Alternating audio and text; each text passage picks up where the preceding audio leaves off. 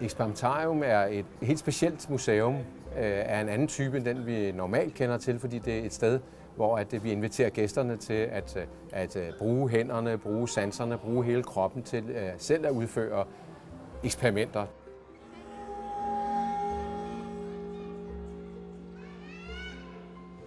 Her tror vi godt, at vi kan virkelig rykke lidt ved folk, flytte lidt rundt på folk, hvad de mener om ting, og om hvad de synes godt om i deres liv. Og det, for unge er jo heldigvis lettere påvirkelige end ældre, og det giver jo også nogle ekstra muligheder for at flytte lidt på folk. Og vi vil jo gerne flytte på folk, for vi vil gerne have dem til at være mere interesserede i naturvidenskaber, teknologi og sundhed.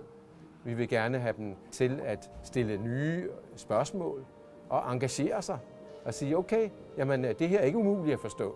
Naturvidenskab og teknologi er ikke noget, der er umuligt. Vi har alle sammen en mulighed for at vide noget om det, og have meninger om det, og måske blive dygtige på det på de her områder.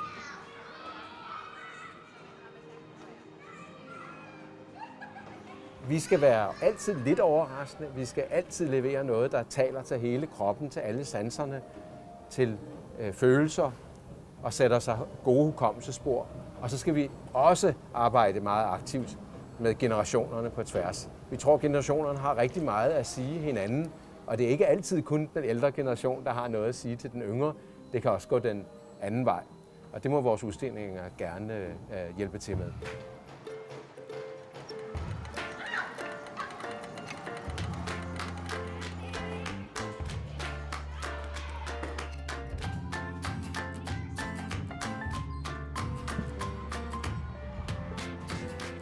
Gæsters fritid eller vores gæsters skoletid er en alvorlig sag, som vi skal forvalte på en både underholdende og lærerig facon samtidig. Vi er af den faste overbevisning, at skal du få glæde ved noget, altså lære noget, få lyst til at kunne noget, lyst til at vide mere, når du går ud af døren, så handler det om at have påvirket dine sanser, din humør. Den gæst, der er blevet påvirket igennem sit besøg og sagt, wow, det var godt nok specielt, eller det havde jeg ikke forventet, eller det var på en helt anden måde, end jeg havde troet. Det er også en gæst, som det efterlader nogle varige spor i hukommelsen, og som er blevet et mere nysgerrigt menneske over for det fænomen, som vi ligesom har bidraget med oplevelsen til.